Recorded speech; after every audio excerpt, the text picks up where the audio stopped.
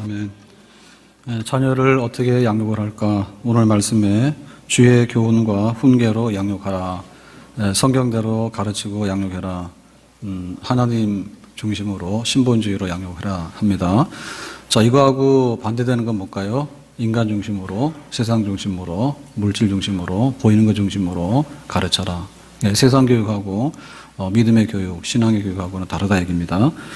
그래서 우리가 자녀들에게 제일 잘 나타내야 될 것이 뭐냐면 하나님이 계신다. 그리고 우리가 하나님을 사랑하고 섬겨야 된다. 주의 말씀대로 살아야 된다. 그거를 우리 자녀들에게 물려줘야 되는 겁니다. 우리 부모는 자녀들에게 유전자를 줍니다. 그래서 육신적으로 볼 때요, 우리 자녀들이 부모를 닮아 나와요. 그리고 목소리도 닮고, 그 다음에 걸음걸이도 닮고, 성격도 유사하게 닮아 나옵니다. 또 우리 자녀들은 세상을 볼 때 부모들을 통해서 세상을 보게 됩니다. 부모가 굉장히 좀 이렇게 성품이 넉넉하면 세상이 넉넉한 줄 알아요. 근데 부모한테 막 학대를 받고 매맞으면 세상이 굉장히 가혹한 데인지 알아요. 그러니까는 순전히 우리 자녀들은 부모를 통해서 세상을 경험할 수밖에 없어요. 그런데 영적인 문제에 대해서 어떠냐? 하나님이 계시다라고 부모가 말하면 하나님이 계신 거로 자녀들은 받아들여요. 그리고 하나님을 섬기고 사랑해야 된다라고 하면 그걸 그런 줄 알고 받아들여요. 그런데 하나님이 계신지 안 계신지 네가 알아서 결정하라 그러면 강간하면 70이고 80인데 평생 살아도 거기에 결론에 도달할 수가 없어요. 그러니까 우리가 영적인 부분에 있어서 부모도 해야 된다. 그 영적인 것에 대해서 하나님을 알려주고 하나님께서 우리에게 풍성하게 주신 것을 우리 자녀들에게 유산으로 물려줘야 된다. 아멘. 선생님을 잘 만나면 자녀들에게 많은 유익이 있겠죠. 그리고 친구를 잘 만나면 친구 때문에 도움받을 수 있겠죠. 사실 우리 자녀들에게 있어서는 부모 잘 만나는 게 제일 중요하거든요. 그러니까 금수저나 흙수저라고 하는 말은 그렇게 하면 안 되지만은 현실인 거예요. 근데 육신적으로 볼 때도 금수저 부모가 있는가 하면 또 영적으로 볼 때도 그런 게 있단 말이에요. 그러니까 영적으로 우리가 얼마나 자녀들한테 혜택을 줄 것인가, 얼마나 많은 부유함을 줄 것인가라고 하는 것은 하나님이 계시다. 그리고 우리가 하나님을 사랑하고 섬겨야 된다. 마음을 다하고 뜻을 다하고 힘을 다하여서 주 너의 하나님을 사랑하도록 해라. 이것이 우리 인생의 근본 첫 번째 계명입니다. 그러니까 내가 하나님을 사랑하고 섬기듯이 우리 자녀들도 하나님을 사랑하고 섬기도록 해라. 이걸 하게 되면 부모예요. 자, 그러면 어떻게 될까요? 하나님을 사랑하고 섬기는데 이 표를 어떻게 할까요? 그게 바로 예배입니다. 자, 예배라고 하는 것은 워십 그러면은 가치 있다. 세상에 가치 있는 것이 뭘까? 돈이 가치가 있으면 돈 앞에 가서 절하면 되는 거고, 돼지머리가 가치 있으면 돼지머리 앞에 절하면 되는 거거든요. 그러니까 자기가 소중하게 여기는 것이 가치예요. 그러니까 가치 중에서 가장 높은 가치를 가지고 있는 것이 바로 하나님입니다. 하나님은 천지 만물을 지으신 분이고 우리 인생의 생사와 복을 주장하시는 분이다. 결정하시는 분이다. 그러니까 우리가 주일날 나와서 예배를 드리는 것은 하나님을 인정을 하고 하나님을 사랑하고 하나님을 섬기는 사람의 가장 중요한 신앙의 외적인 표현이 바로 예배의 자리입니다. 그러니까 우리 자녀들이 이 예배를 드리도록 해야 되는 거예요. 여세 동안에 힘써 일하죠. 그렇지만은 아무리 힘써서 일하는 일들이라도 더 중요한 일이 있는 거예요. 학교 가서 공부하고 직장 나가서 일하고 사업하고 또 내가 뭐 친구들 만나고 여러 가지 일을 하는데 여세 동안은 했지만은 이거보다도 더 고상한 가치가 있다. 그러니까는 멈추라 얘기죠. 그래서 우리가 주일을 섬기는 거예요. 거룩한 날로. 그러니까는 이 주일은 거룩한 날인데 하나님을 존귀히 여기고 하나님을 높이는 날입니다. 그러니까 우리가 예배를 드려야지 우리 인생의 근본이 되는 거거든요. 그러니까 우리 자녀들이 예배 드리는 자리에 나오도록 해라. 예배를 가르치도록 해라.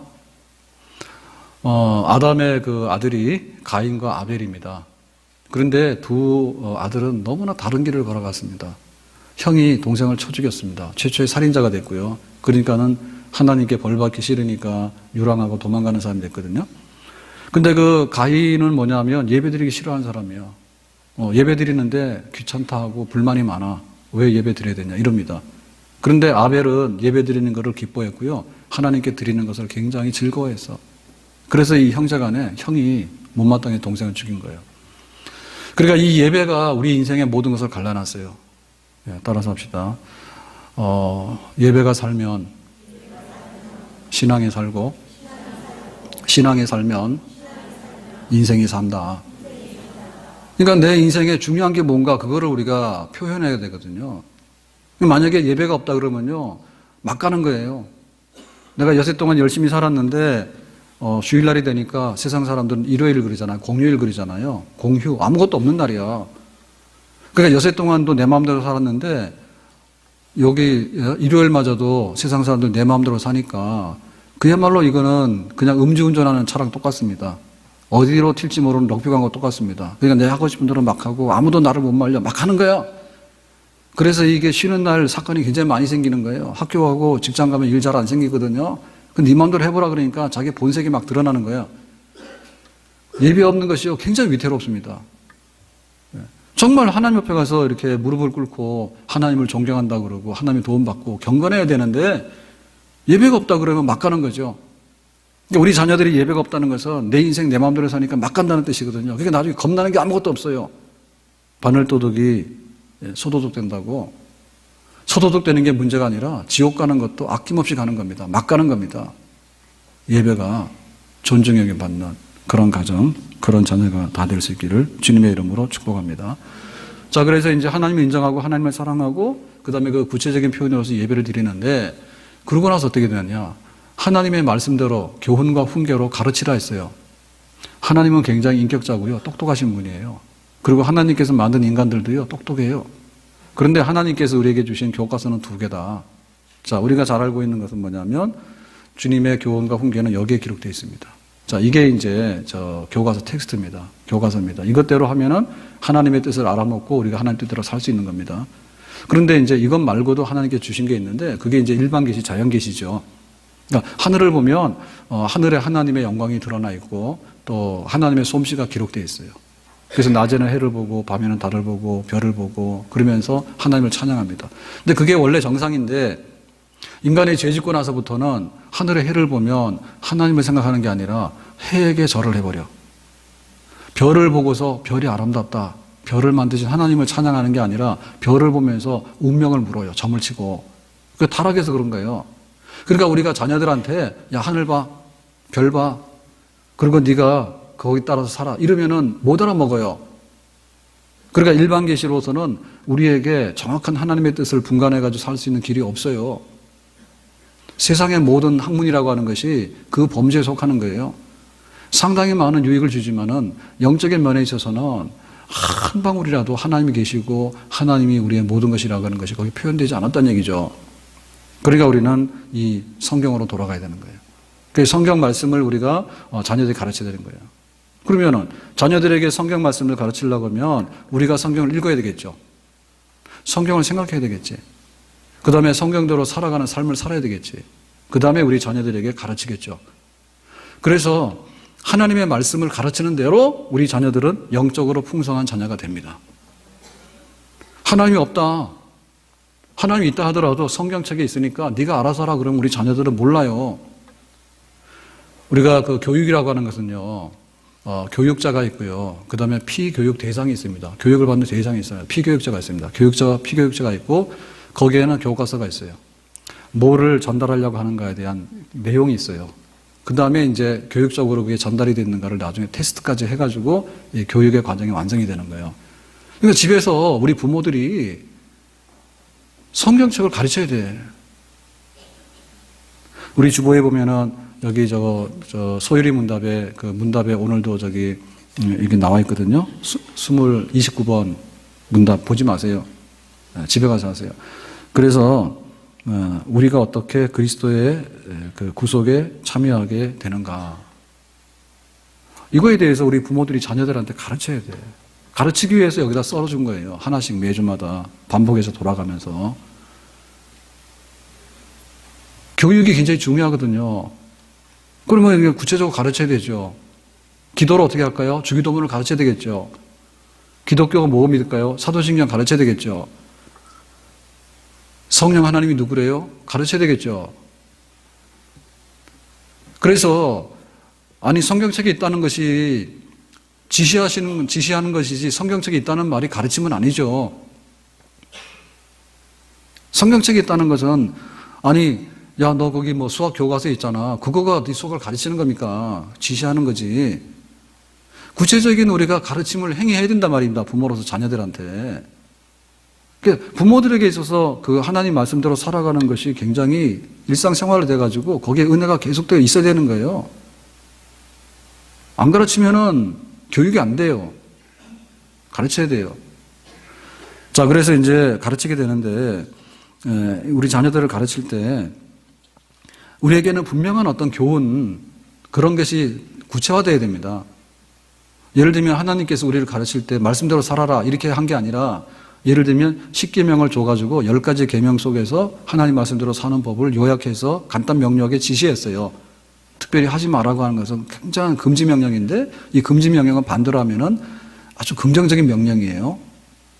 그러니까 우리 자녀들한테 하나님 말씀대로 사는 법 1, 2, 3, 4에서 나타내야 돼. 자녀들한테 있어야 되는 거예요.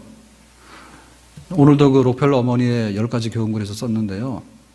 하나님을 아버지 이상으로 섬기라. 멋있는 말이죠. 우리 집안의 가장이고 아버지가 전부 다인데 아이들한테 있어서는 아버지보다도 하늘에 계신 우리 아버지가 계셔. 그러니까는 하나님 굉장히 좋은 분이고 귀한 분이야. 섬기도록 해. 그 다음에 목사님을 잘 섬기도록 해. 하나님 눈에 안 보이잖아. 그럼 눈에 보이는 교회와 눈에 보이는 교회의 지도자인 목사님을 존중하고 귀하게 된다. 그 다음 뭐합니까? 예배는 교회 가서 예배 드리도록 해라. 내가 마음에 예배 드린다고 그러고 막 저기 놀러 가가지고 뭐 방송 보고서 내가 예배 드렸다. 그런 거 안 되거든요. 우리가 눈에 보이는 교회, 내가 세례받은 교회, 내가 출석하는 교회 가서 꼬박꼬박 같이 인격적인 예배, 권사님, 집사님 같이 찬양하고 만나고 대화하고 그런 예배, 그런 예배의 자리에 우리가 꼭 참석하도록 해라. 그리고 11조 생활해라. 우리가 물질 굉장히 귀하잖아요. 그러니까는 하나님께서 내 물질 주시고 내 생명 주시고 다 주신 거다. 출처가 하나님께다. 그러니까 난 최소한도로 내가 하나님께 10의 1은 드리겠다라고 하는 생활.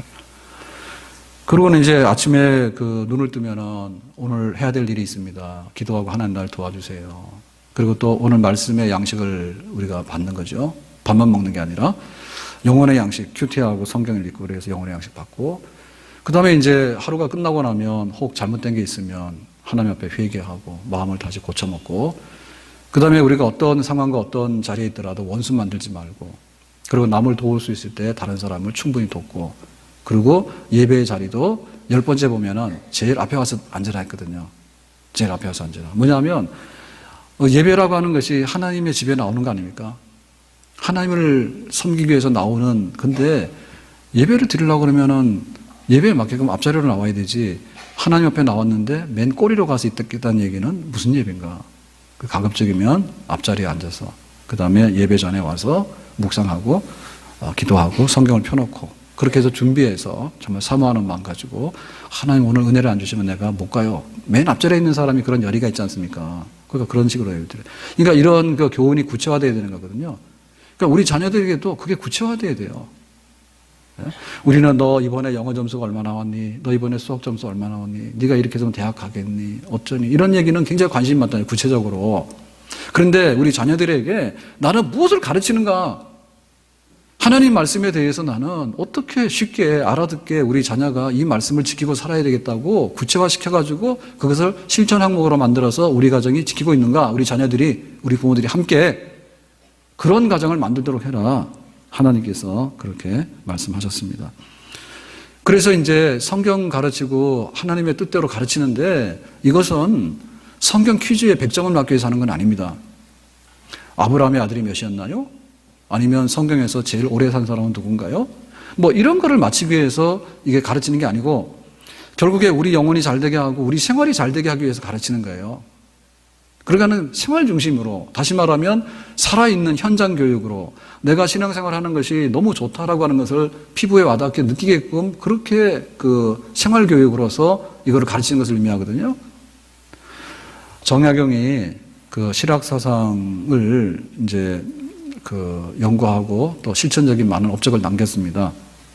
그래 수원의 화성도 일부는 그 정약용의 그 공로가 들어있고, 또 저기 양수리에 가면은 정약용 그 기념관에도 보면 배다리, 한강에 이제 그 배다리, 배를 연결해서 정조임금이 수원에 행차할 때 갔다고 하는 그런 것도 하고, 굉장히 이제 실용적인 학문에 대해서 많은 부분들을 이제 했잖아요. 근데 이 아버지 교육의 열이 얼마나 높은지요.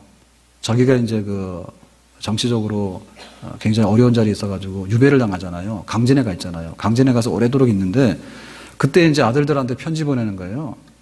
공부 열심히 하라고. 너희들이 아버지가 유배 갔다 그러면은 그 조선시대 유교 사회에서는 역적으로 몰리면은 그야말로 패족입니다. 패족. 집안 망한 겁니다. 과거 응시에 기회가 없습니다. 그러면은 공부할 이유가 별로 없는 거죠. 어려운 공부를 왜 합니까? 그래도 그러거든요. 자식들 타일리거든요. 너희들이 패족의 자식이라고 낙심하지 말 것이고 기회가 언젠가 올 수 있으니까 부지런히 글 공부를 하도록 해라. 그런데 왜 답이 없냐? 그래서 또 보채는 거예요. 편지 써가지고. 지난번에 얘기했는데 진도가 나갔느냐? 왜 답이 없느냐? 이게 막 보챕니다. 그래서 그 생활 속에서 얼마나 공부를 하고 있는가를 묻고 있고, 그러고 이럽니다. 혼자 계시는 어머니를 섬기도록 해라. 그러면 어머니 섬기는 효를 어떻게 실천할 건가에 대해서 굉장히 실용적으로 말을 하는 거예요. 예. 이제 난방을 하려면 불을 떼잖아요. 불을 떼면은 그 어머니 누운 자리에 사람의 등이 휘어져 가지고요. 이게 우리 손을 넣으면 들어갈 수 있어요. 집에 가서 해보세요. 이렇게 넣으면은, 그러면 이제 그 등 밑에가 따뜻한가 안 따뜻한가를 알 수가 있어. 예? 장작불을 뗐으면은 거기가 따뜻한지 안 따뜻한지 보고서 아침 저녁으로 어머니 문안 인사를 해라 그거. 이렇게까지 구체화시켜서 말하고, 그 다음에 이제 집안이 굉장히 어렵지 않습니까? 아버지 유배 가고 다 망했으니까. 그러니까 이제 생활이 염려되니까 정말 어렵다고 하지 말고 가서 일해라. 일하는데 집에서 과수원도 좀 가꾸고 또 과일도 좀 하고 그 다음에 또 채소도 좀 하고 그 다음에 닭을 키우도록 해라. 닭을 어떻게 키우는가에 대해서도 책을 따로 썼습니다. 그러니까 그런 생활에 조목조목 그거가 정말 그 시대 실학이라고 하는 그런 학문과 그런 시대의 정신을 바꿔놓은 것만이 아니라 자기 집안의 자녀들 그렇게 가르치고 그렇게 훈계를 했어요. 그러니까 우리가 기독교인으로 사는 것이 얼마나 자랑스럽고 얼마나 편리한지, 그리고 내가 하나님 믿고 사는 것이 얼마나 좋은가에 대해서 우리 자녀들에게 표현을 하고 그걸 가르쳐줘야 됩니다. 생활 속에서. 아멘? 그러니까는 그 생활 속에서 정말 이렇게 뼛속까지 들어가 있는 하나님 믿는 것이 생활 속에서 표현되도록 해라 이게요. 그런데 우리는 교회 가서 기도를 많이 하라 그럽니다. 그리고 성경을 믿으라 합니다. 근데 그 내용을 이렇게 딱 꺼내서 보면은 반기독교적이고 반성경적인 것들을 거침없이 행하는 경우가 많이 있습니다. 자, 예를 들면은 우리 아이들이 공부 잘하는 게 굉장히 중요한데요. 교육 동안에 공부 잘하는 게 굉장히 중요한데 뭐라고 하냐면 네가 공부만 잘하라 그럼 다 해준다예요. 그리고 너는 내가 너를 위해서라면 뭐든지 다 하고 희생 다 한다 해. 그래서 기러기도 하고 뭐 기러기가 아니라 온갖 거 다 하는 거야. 정말 내가 막 뼈가 부러져도 좋으니까 공부만 열심히 해라 이래요. 근데 그런 말은 성경에 없는 말이에요. 그리스도를 위해서 이런 말은 있습니다. 사나 주거나 그리스도의 것이로다. 그리스도를 위해서 이런 건 있습니다. 그렇지만은 자식을 위해서 뼈 부러지고 이런 말은 성경에 없어요. 있다면 뭡니까? 나를 위하지 아니하고 나를 위하지 아니하고 그러니까 너도 너를 위하지 아니하고 부모도 자식을 위하지 아니하고 자식을 위하긴 위하죠. 근데 우선순위에 있어서요 첫째가 아니고 두 번째예요. 그래서 그 전혜성 박사 6남매 그 전혜성 박사 그랬잖아요. 자녀들을 어떻게 키웠느냐 어떻게 훌륭하게 됐냐 했더니 책을 썼는데 이렇게 썼습니다. 섬기는 부모가 자녀를 큰 사람으로 키운다 그랬습니다. 섬기는 부모가 큰 사람이라는 것은 훌륭한 세상의 훌륭한 지도자가 되는 그런 자녀가 된다. 섬기는 부모가. 이 섬김의 대상이 뭐냐면 자식이 아니고요. 부모가 자식을 섬기는 게 아니고 부모가 세상과 이웃을 섬기는 거야. 그러니까 이타적이고 정말 이렇게 베푸는 그런 삶을 부모가 살아가면 그 밑에 있는 자녀들도 그렇게 훌륭한 큰 자녀들이 나온다. 이런 뜻입니다. 그래서 자식 너를 위해서라면 이라는 말을 좀 빼라. 그 우리 생활 교육이 그게 돼야 되거든요. 우리 생활 속에서 너를 위해서라면 내가 뭐든지 하겠다라는 말 빼라. 그게 뼛속까지 비성경적인 교육이란 말이에요. 너만 잘 되면 내가 모든 게 그 말이 아니라는 얘기죠. 생활 속에 들어가라는 얘기죠. 실제에 들어가라는 얘기죠. 왜 하나님 믿고 기도하고 성경은 그대로 한다 하는데 돌아가서 보면 성경이 기록되지 않은 것을 가지고 다 강조해서 그렇게 하느냐면 생활을 거꾸로 간다 말이지. 그래서 자녀들이 복을 못 받는 거예요. 생활 속에 들어가야 돼요. 생활 속에 들어가는 것 중에서 제일 중요한 것은 뭐냐면 사실은 먹고 사는 문제입니다. 먹고 사는 문제입니다. 예수님께서 목수였어요. 예수님의 직업은 목수고 사도 바울의 직업은 세상 말로는 천막 만드는 사람이에요. 천막 기술자예요. 그러니까 우리 자녀들에게 있어서도 잘 됐으면 좋겠다 교육을 시키는데 그 교육은 결국에 공부하고 성적 순서만은 아니죠. 사실은 우리가 알면서도 거기서 못 벗어나거든요. 공부 끝이 없습니다. 공부를 잘하면은 여러 가지 그 기회는 있지만은 그러나 그 공부 자체가 우리 자녀들에게 가장 적합한 거는 아닐 수 있어요. 자, 예를 들면 제가 아는 학생은 공부를 잘했으니까 과학고등학교 갔죠. 옛날에 과학고등학교를 갔습니다. 그런데 과학고등학교 가가지고 밤만 되면 친구들 공부하고 있는데 자기는 옥상에 올라가서 하늘의 별을 보고 울었대. 내 신세가 왜 이래 됐나? 예? 중학교 때는 잘했으니까 과학고등학교 들어간 거 아니에요. 재미없는 거예요. 공부 안 되는 거예요. 경쟁해보니까 안 되는 거야. 자기 관심 없는 거야. 그러니까 친구들 공부할 때 옥상 올라가서 하늘 쳐다보고 그러고 있는 거야. 그래서 때려쳤어. 일반고등학교로 전학을 해가지고 열심히 공부했는데 첫 해는 낙방을 했지만 재수해가지고 서울대 법대를 나왔어.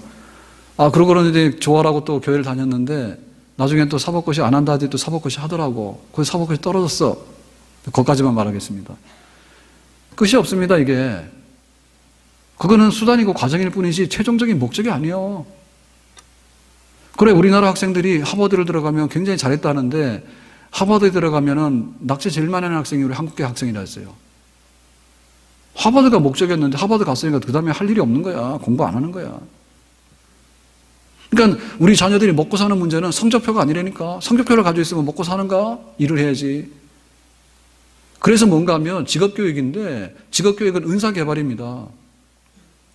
하고 싶은 걸 하는 놈이 이기는 놈입니다. 아인슈타인이 천재적인 물리학자잖아요. 그런데 4살 때 자기 부모가요, 얘는 전능한 줄 알았대. 말이 늦어가지고. 그리고 8살 때 초등학교 1학년 때 선생님이 뭐라고 그 생활기록부에다 썼는가 하면 얘는 두뇌 회전이 늦고 사교성도 없고 얘가 좀 더 어떻게 발전될 수 있는 가능성은 하나도 없다 이렇게 써버렸어. 거기다가 이 천재를 몰라보고. 그러니까는 우리 자녀들을 바라보면서 딱 성적표는 중요한 요소 중에 하나지만은 잘할 수 있는 게 뭐고 남들이 가지지 않는 장점이 뭔가에 대해서 그리고 얘가 어떻게 세상을 살아가고 어떤 직업을 가져갈 것인가에 대해서 관심을 가지고 거기다가 열의를 다 쏟아부어라. 제가 옛날에 그 TV에서 그 농촌 그런 프로그램을 봤는데요. 아주 오래전 얘기입니다. 근데 거기에 보니까 고려대학교 의대 본과 3학년인가 4학년인데 때려쳤어. 그리고 이제 그 아버지가 허브 농장을 하는데 경주 쪽에서요. 근데 그 가업을 잇기 위해서 학교를 그만두고 간 거야, 집에. 그 회사 직원이었는데 해외 출장을 많이 하다 보니까 허브를 알게 됐고 허브에도 관심이 많은 거야. 그래서 아버지가 그거를 그만두고는 그 농장을 일군 거예요. 그래서 그 가업을 잇기 위해서 간 거야. 그러니까 나중에 이제 대학교도 편입을 했는데 원예학과를 편입을 해서 거기까지 봤어요. 근데 보면은 공부 열심히 해가지고 취직하는 게 굉장히 우리 지상 과제인데 취직이 어렵잖아요. 근데 그건 남의 집에서 돈 받아오는 겁니다. 일하고. 근데 자기 집에 먹고 살 게 굉장히 많으면 남의 집에 갈 필요가 없습니다. 남의 집에 가서 왜 고된 그런 살이를 합니까? 자기 집에서 먹고 살 게 있으면 되지. 그러니까는 제일 좋은 건 뭐냐면 가업이 있으면 되는 거예요. 제가 늘 이제 저녁 되면 집에 가서 밥 먹고 이렇게 오는데 오다 보면은 학원가 굉장히 많은데 후곡마을에 거기 식당들도 굉장히 많아요. 근데 딱 한 집만 항상 손님들이 길거리 나와서 대기번호 받아서 서 있어. 그래서 언젠가는 우리도 호기심이 생겨서 거기 가서 밥을 먹으려는데 줄 서기는 싫어요.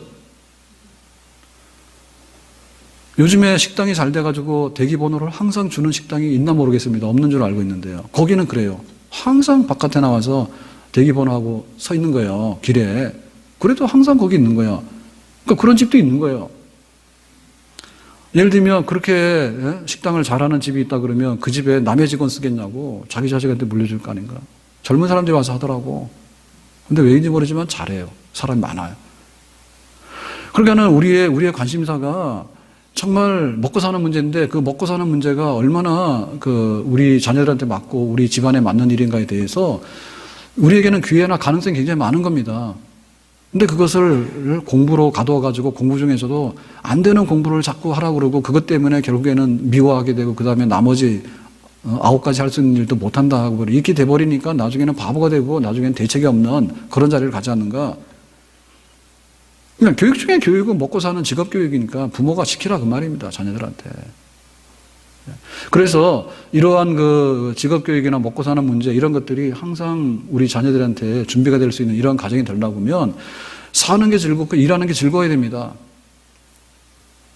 그 인사개발이라고 하는 것은요, 좋은 거를 찾아내는 건데 그거는 놀이에요, 놀이. 일이긴 일이지만은 즐거운 일이야. 그게 바로 은사예요. 그러니까 음악을 좋아하는 사람은 우리는 노래 못하는 사람에게 음악을 하라고 노래를 하라고 하면 고문이지만은 노래를 잘하는 사람에게는 노래를 하면 돈도 벌지만 노는 게 재미지. 음악하는 게 재미지. 그래서 굉장히 많이 놀아야 되는 거예요. 예. 놀아보지 않으면 자기가 뭘 좋아하는지 뭐를 어떻게 하는지 그런 거 알 수가 없어. 많이 놀아야 돼. 학교 안 보내라는 얘기는 아닙니다. 많이 놀아야 됩니다. 정말 즐겁게 놀아야 됩니다. 인생은 즐거운 겁니다. 일하는 게 즐거웁니다. 그러니까는 직장 갔는데 굉장히 즐겁다 그러는 사람은 다 직장에서 살아남고 나중에 승진하게 돼 있어요. 그렇지만은 아무리 억대 연봉 직장을 갔어도 내가 왜 직장 와서 있는지 일하는 게 너무 고달파, 스트레스 받아, 힘들어. 이런 사람에게는 미래가 없어요. 거기 살아남지도 못할 뿐더러 행복하지가 않아요, 일 자체가. 그럼 뭐냐면 유치원 아이들 보면 잘 놀잖아. 중학교도 잘 놀잖아. 고등학교도 잘 놀잖아. 공부도 하지만 노는 거 잘해야 되거든요. 그리고 직장도 다녀야 되는데 직장도 잘 놀아야 됩니다. 그래서 이게 회복과 재창조가 없이는요, 일터에 가서요, 계속 에너지를 쏟아낼 수 없는 거예요. 뭔가 재미있는 게 있어서 내가 그걸 가지고서 또 직장을 회복해서 가야 되는데 직장 가면 항상 탈진시키고 나를 힘들게 한다라고 하는 그런 일을 하게 되면 그 사람은 못하게 되는 거죠. 놀아야 됩니다. 뭐 놀라고 그러면 어떻게 노냐면 뭐 좋은 건 이런 거예요. 축구공 하나 가져가서 아버지하고 아들하고 볼 차면 됩니다. 네? 그래서 둘이서 재밌다 그러면은 잘 되는 겁니다. 그거를 못하게 되면 나중에 다른 거 다 못하게 됩니다. 네? 아버지가 골키퍼하고 아들이 볼 차고 그런 거를 못하는데 어떻게 미적분을 잘 풀어내겠습니까? 설령 미적분을 풀어낸다 하더라도 나중에 재미가 없습니다. 직장 가면. 그 재미있는 거 엄청나게 잘 놀아야 됩니다. 그거는 남이 어떻게 가르쳐 줄 수 있는 게 아니야. 자기가 음식이라는 것도 그렇잖아요. 가서 막 비싼 호텔 가서 먹으려면 되게 비싸잖아요. 근데 집에서 자기가 식자재 구입에다가 자기가 자기 손으로 요리해서 먹으면은 맛있잖아. 그래서 요즘에 먹는 방송 굉장히 많이 나오잖아요. 그런 거죠. 자전거 같이 타는 거야. 예배 시간에 자전거 타지 마세요. 그런데 아빠하고 아들하고 자전거 타러 가는 거야. 문제 별로 없을 것 같은데요. 아주 사춘기 때 아버지하고 등 돌려서 말을 안 하는 아들이 있었는데요. 아버지가 결단을 내렸대. 학교 가봐야 공부도 안 하고 그러니까 야 학교 며칠 쉰다고 얘기하고 우리 여행 가자 했어. 그러니까 이제 아버지 가자니까 아들이 따라 나설 수밖에 없지. 그래서 초창기에 제주도 올레길이 열렸을 때 올레를 간 거야. 배낭을 메고. 그 하루에 한 15km, 20km를 걷잖아. 그러고 아들이 기분 나쁜데 말하겠습니까? 안 하죠. 그래가지고 하루 가고 이틀 가고 갔는데 제가 옛날에 본 책이라서요. 하여튼 간에 2, 3일 지났는데 그때 아들이 첫 마디를 했어. 정말로 철들고 나서 아버지한테 처음으로 말을 한 거예요. 그 말이 무슨 말인지 압니까? 정말 유명한 말입니다. 받아 적으시게 됩니다. 아빠, 배낭 나한테 주세요. 이거는 굉장히 본능적인 얘기예요. 그러니까 이제 마음이 좀 열린 거야. 항상 불만하고 막 아버지하고 이렇게 다툼하고 그리고 말도 안 하고 이렇게 하다가 자기가 이렇게 와서 하루 이틀 살 걸어다 보니까 자기도 모르게 어느 날 봤겠죠. 아버지가 배낭 맨 게 이상한 거든. 자기가 배낭을 메야 되는데. 근데 어느 날 보니까 아버지가 배낭을 맸는데 좀 무거워 보이잖아요. 예? 중고등학교 다니면 애들 남는 게 힘밖에 없습니다. 그러니까 아빠 배낭 주세요. 근데 그 말이 벽을 허문 말이야. 그래서 제주 올레를 가며 좋다는 게 그런 겁니다. 예? 가서 정말 평생에 안 해봤던 그런 거를 허물고, 막 그 시어머니 스트레스 받아가지고 며느리가 안 되겠다 해서 튀어서 간 거예요. 가서 몇 날 며칠을 걷다 보니까 어머니 밥 잘 드시고 건강하시냐고 안부 전화가 나오더래. 갈 때는 몰랐는데. 그 생활 속에 같이 하면서 같이 즐거워할 수 있는 거. 그것이 엄청난 교육입니다, 그게. 그게 안 돼버리면 세상은 살 재미가 하나도 없습니다. 어디 가서 그걸 집에서 부모하고 함께 즐거워하고 하는 거를 경험을 못 해본 사람이 어디 가서 재미있고 즐거운 일을 찾을 수 있을까요? 없어요. 그래서 엄청나게 잘 노는 거를 정말 경험하라고 많이 가르치고 그런 집안이 되는 집안입니다. 그런 집안이 되는 집안이에요. 가 놀자. 따라서 합시다. 가서 놀자. 가서라는 말은 집에 가서 놀으란 말입니다. 아들하고 딸하고. 그리고 이제 우리가 하는 것 중에서 우리의 삶 중에서요 굉장히 미래가 보장되는 생활을 우리가 같이 살아가는 거를 우리 자녀들하고 하는 게 굉장히 좋은데요. 그게 뭔가 하면 착한 일을 하고 남한테 좋은 일을 하고 이런 거를 우리가 굉장히 귀한 일로 가르쳐줘야 됩니다. 가르쳐줘야 됩니다. 임금님이 궁궐로 들어오라고 하는 명령을 내렸어요. 그러니까 그 통지서를 받았을 때 딱 그거예요. 무슨 상을 줄까? 그러면 가고 싶죠. 근데 임금님한테 잘못 보인 게 있어서 궁궐로 불려가면 목이 달아나잖아. 그래서 야 누구 나하고 같이 갈 사람 없냐 해서 친구 세 사람을 초청을 했어요. 첫 번째 친구는 뭐냐면 안 간대. 눈치가 빠른 거야. 혹 불길한 게 있으면 자기가 걸려들면 안 되잖아요. 그러니까 안 간대. 그래서 두 번째 친구는 뭐라고 했는가 하면 가긴 가는데 대문 앞에까지만 가겠대. 궁궐 문 앞에까지 가고 그 다음에 깊은 곳에는 안 간대. 겁나잖아. 세 번째 친구는 임금님 앞에까지 같이 가주라 그랬더니 같이 가겠대. 그래 갔어. 자, 그럼 여기에 등장하는 세 친구는 어떤 친구냐? 첫 번째는 돈이에요, 돈. 돈이라고 하는 것은요, 있을 때는 막 붙어요. 근데 우리가 돈 떨어지나요? 그러면 딱 배신하는 거야. 그게 바로 돈이야. 그러니까는, 돈이 소중하다 해가지고 돈을 귀히 여기는 사람들은 나중에 가서 오도 가도 못하는 거야. 우리 자녀들한테 그거를 가르치면 안 되죠. 돈만 가르치면 나중에 이게 효과가 없어진다니까. 두 번째는 친구나 부모, 형제들이에요. 그러니까 주변에 있는 사람들이 도와줄 수는 있어요.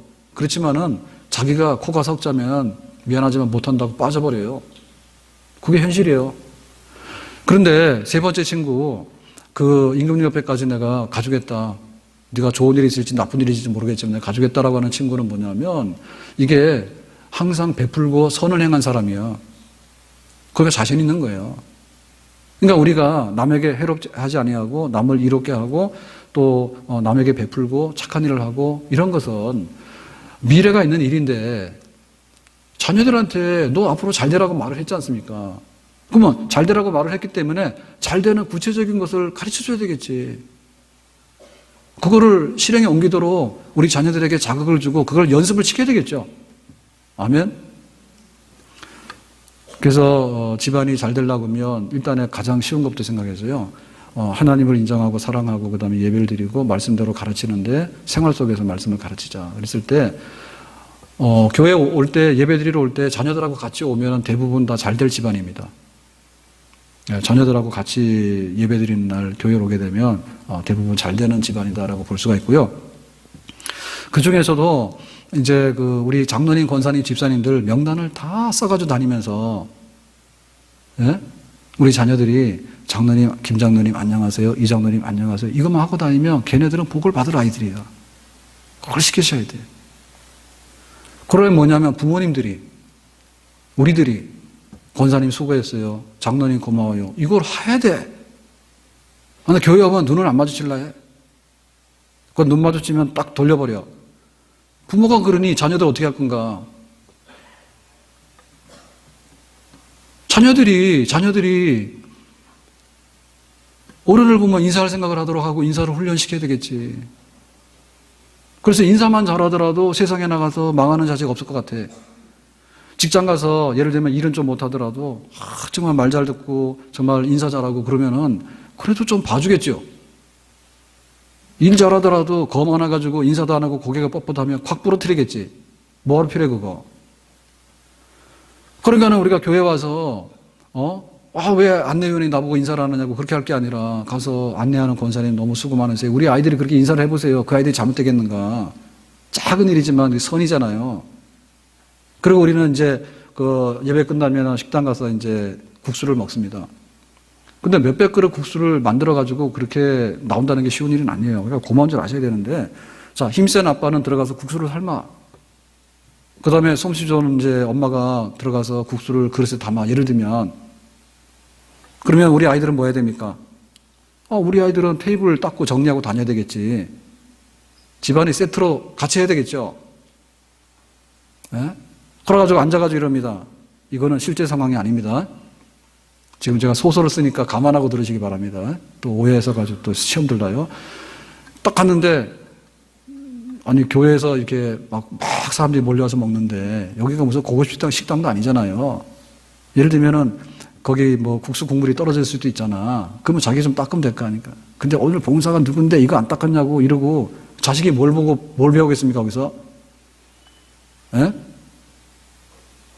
우리가 이렇게 대접받아야 되는데, 우리 가족 앉아있는데 왜 남의 가족 끼냐고 나가라고 그렇게 막 눈치를 주면은 곤란하잖아. 그러니까 이게 지금 그 섬김을 받는 것이 우리 몸에 배어가지고 말이야. 그러면 나중에 친구들 다 도망가가지고 그 사람 인생을 보장해 줄 게 아무것도 없어요. 그러니까 좀 섬기는 거 하라, 섬기는 거. 특별히 교육적인 면에 있어서 자녀들을 자꾸만 교육적으로 망가뜨리면 안 되는데 엄마가 다 할 테니까. 예를 들면 주일날도 밥 먹는데 국수 먹는데 그걸 또 엄마들이 다 갖다 줘. 손이 없어, 발이 없어. 자기 갖다 먹고 어른들 것도 갖다 이렇게 섬기도록 해야 되는데 엄마들이 다 갖다 퍼주고 말이야. 먹지도 못하는 거 이만큼 갖다 줘가지고 다 남기고 말이야. 그걸 하면 안 되지. 그 섬기도록 해라, 섬기도록. 우리가 전기요금이나 혹은 뭐 아파트 관리비나 이런 거 이제 공과금이 나오면은 그달 내야 되잖아요. 근데 만약에 그거 깜빡해가지고 안 내면 그 다음 달에 어떻게 하죠? 안 나오지 않죠? 거기다가 뭐 붙죠, 그죠? 그걸 뭐라 그래, 붙는 거를? 예? 연체료까지 붙어서 나오죠? 우리 아이들이 여기 교회를 다니면은 공과책을 나눠줍니다. 그러면 공과책을 사야 됩니다. 근데 부모님들이 묻질 않습니다. 이 공과책을 가져왔는데 이거를 돈 주고 사야 되는 책인지를 묻지도 않고 소설입니다, 소설. 만약에 돈 주고 안 사온 책을 가져왔으면, 야, 너 참 잘했다. 이렇게 하시면 정말 안 됩니다. 예? 수련회를 가라고 혹은 주일날 헌금을 줬어요. 그러면 헌금을 해야 되는 거고, 수련회를 가라고 회비를 줬으면 회비를 내야 되는 겁니다. 근데 아이들 중에 예를 들면 장난 삼아서 안 내는 애들이 있습니다. 그러면은, 우리 아이는 수련회 회비를 안 냈다고, 그거를 자랑스럽게 생각하시면 안 됩니다. 예? 자기 할 일을 하고 못하는 일도 남에게 도울 수 있는 그런 거를 실천에 옮기도록 하는 거, 그것이 성경이 그랬잖아요. 자기가 대접받기 원하는 대접하라 했잖아. 주는 자가 복이 있다 했잖아. 그걸 가르쳐야지, 자녀들한테. 그것만 가르치면 된다니까. 학원 보낼 일이 아니야, 지금. 예? 학교 보낼 일이 아니야. 학교 보낼 일이 아니야. 교회를 보낸다고 되는 게 아니야. 아이들이 어떠냐 합니까? 여기 마트를 가는 거예요, 끝나면. 그래가지고는 선생님 허락도 안 받고 가서 비싼 거는 다 집어, 손에다가. 아이스크림도 제일 비싼 것만 집어. 그래가지고는 그냥 튀어버리는 거야. 그러면 선생님 뭐 해야 돼? 계산해야 되겠지. 교회 갔다 왔는데 애들이 뭘 먹고 있는 거예요. 그러면 부모들이 뭐냐면 거기다가 부가 연체료까지 붙여가지고 다 갚아내야 됩니다, 선생님들한테. 거짓말 못하면은 회비, 그 다음에 책값, 그 다음에 이렇게 간식 이렇게 먹은 거, 이런 그 원금 받지 못한 돈이 수억입니다. 거짓말 못하면. 그걸 자랑스럽게 생각할 일이 없는 거예요. 그래서, 어떻게 우리가 하나님을 섬길 것인가에 대해서, 그러면 교회 얘기만 했으니까 안 믿는 얘기 좀 할게요, 안 믿는 얘기. 제가 책에서 봤는데, 아버지와 딸이 매 일요일마다, 세상말로 일요일이죠. 일요일 오전에 봉사활동을 갑니다. 그래서 고아원이라든지 혹은 노인정이라든지 이런 시설에 가서 매주마다 가서 청소도 해주고 이렇게 뭐 봉사를 하는 거예요. 짧은 시간이지만 매주일 오전에. 그거 굉장한 집안이죠. 굉장한 집안입니다. 지금 엄마하고 딸하고 요즘에 서울대학은 서울에 있는 대학이 서울대학입니다. 그런데 서울대학을 다니는 엄마하고 딸하고 그 핸드폰 통화 내용을 듣잖아요. 깜짝 놀랄 일들이 굉장히 많대. 그냥 딸도 엄마하고 딸하고 막 쌍욕을 막 한대, 통화 중에. 자연스럽게. 그런 일이 왜 벌어졌을까? 그 아버지하고 딸하고 매 일요일 날 아침마다 가서 그런 봉사를 하는 집안에 그런 일이 벌어질까요? 안 벌어집니다. 하나님께서 복을 주실 뿐만 아니라 설령 이렇게 뭐 물질의 복이나 이런 걸 안 준다 하더라도 어디 가서 밉상받는 일을 하겠냐 말입니다. 그리고 부모하고 막 이게 핸드폰에도 통화하는 동안에 막 못할 얘기하고 막 그렇게 그런 거 하겠는가? 안 하지요. 그리고 이거 세상 살아가면서 막 이렇게 그 낙심하거나 우울한 거 안 할 거예요. 할 수가 없어요. 근데 보면은 그 마약을 하거나 중독되는 사람들 있잖아요. 그런 사람들은 굉장히 극빈층이 아닙니다. 네? 정말 할 게 마약밖에 없으면 마약하는지 모르더라도 극빈층의 사람들이 아니고요. 대부분 뭐 재벌 2세, 3세, 예를 들면 뭐 연예인 이렇게 해가지고 우리가 볼 때는 굉장히 살 만큼 사는 사람들이에요. 근데 그런 사람들이 마약에 손대거나 혹은 이렇게 중독에 걸려든단 말입니다. 왜 그렇습니까? 만족이 없는 거예요. 만족이 없는 거예요. 예를 들면 밥을 먹어보는데 10만 원짜리 밥을 먹으면 만족합니까? 만족 없어요. 돈이 엄청 많잖아요. 만족을 합니까? 만족이 없어요.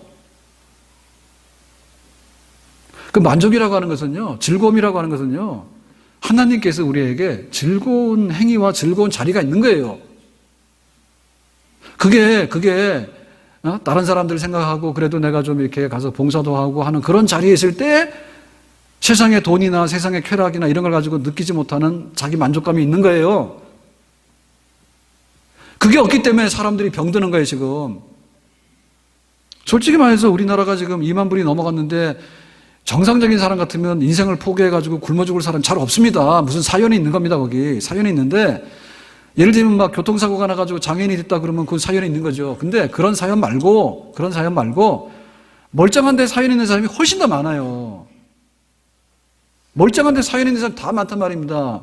그건 뭔가 하면 한마디로, 그냥 그렇게 살아와서 그래요. 그렇게 살아와서. 내가 이런 일을 함으로 인해가지고 내가 즐겁다. 그냥 노는 거 못했고. 노는 거 못했어. 옛날에는 노는 게 천지였어. 근데 지금은 가다 나가지고 노는 게 없어. 그 해봐야 그냥 인위적으로 만든 컴퓨터 게임 같은 데 들어가서 막 놀다 보니까 그게 중독이 되는 거지. 노는 게 아니잖아, 그게.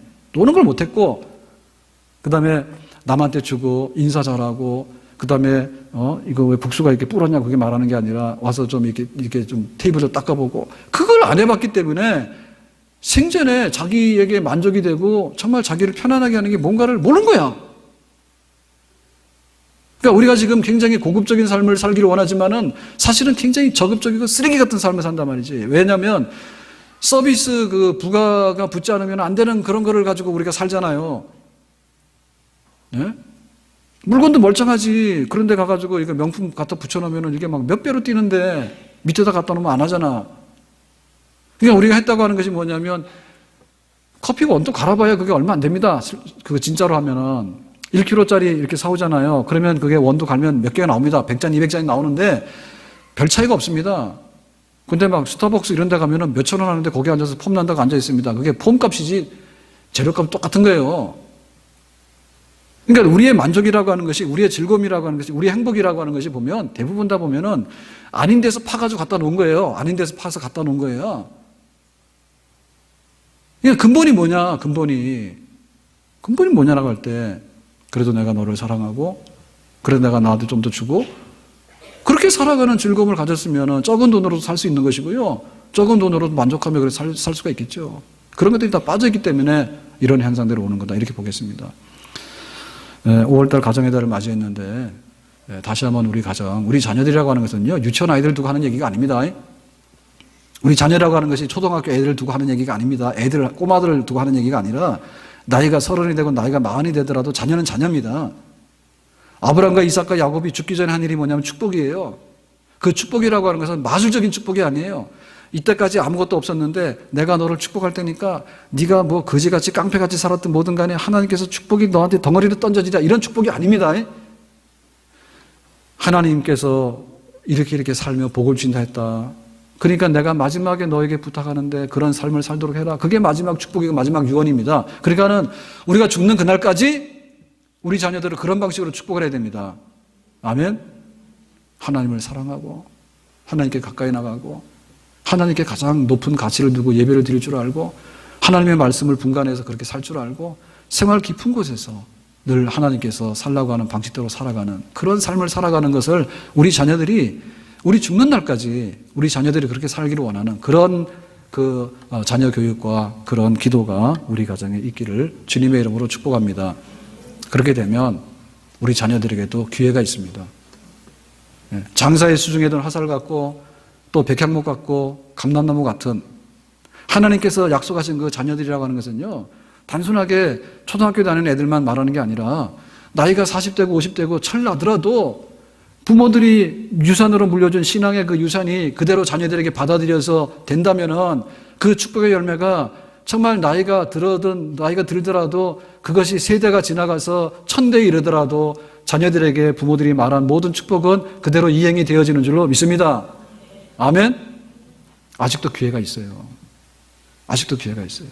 그리고 죽는 날까지 우리가 그 기회를 붙들고 우리 자녀들에게 축복을 물려주는 그런 믿음의 부모 다 될 수 있기를 예수님의 이름으로 다시 한번 축복합니다. 기도합시다.